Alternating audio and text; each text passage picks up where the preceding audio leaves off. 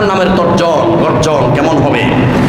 আল্লাহ সুবহানাহু ওয়া তাআলা বলেন, ইযা উলকু ফিহা সামি'উ লাহা শাহীকান ওয়া হিয়া তাফুর তাকাদু তামাইয়াজু মিনাল গায়জি কুল্লামা উলকিয়া ফিহা ফাওজুন সাআলাহুম খাযানাতুহা আলাম ইয়াতিকুম নাযীর ক্বালু বালা ক্বাদ জাআনা নাযীর ফাকাযযাবনা ওয়া কুলনা মা নাযালাল্লাহু মিন শাইইন ইন আনতুম ইল্লা ফি দালালিন কাবীর ওয়া ক্বালু লাউ কুন্না নাসমা'ু আও না'কিলু মা কুন্না ফি আসহাবিস সাঈর ফা'তারাফু বিযামবিহিম ফাসুহকাল লিআসহাবিস সাঈর। সূরা মুলুক আয়াত 7 থেকে 11।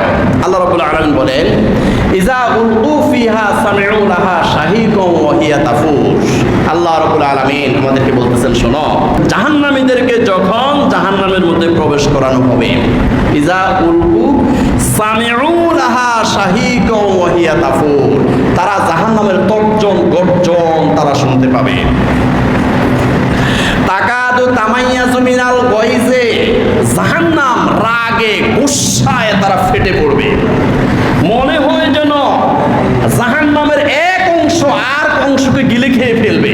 তাকাদু তামাইয়াজু মিনাল গায়জি, জাহান্নাম রাগে গুসায় ফেটে পড়বে। আর আল্লাহকে বলবে, আল্লাহ আল্লাহ জাহান্নামীদেরকে দাও, তাদেরকে আমরা পোড়াবো। দাও, তোমার হুকুম মানে নাই, তোমার নবীর হুকুম মানে নাই, তোমার নবীকে অপমান করেছে, তোমার আলেমদেরকে অপমান করেছে। দাও, তাকাদু তামাইয়াজু মিনাল গায়জি, রাগে গুসায় ফেটে পড়বে, এক অংশ আর অংশকে গিলে খেয়ে ফেলবে এমন মনে হচ্ছে যেন।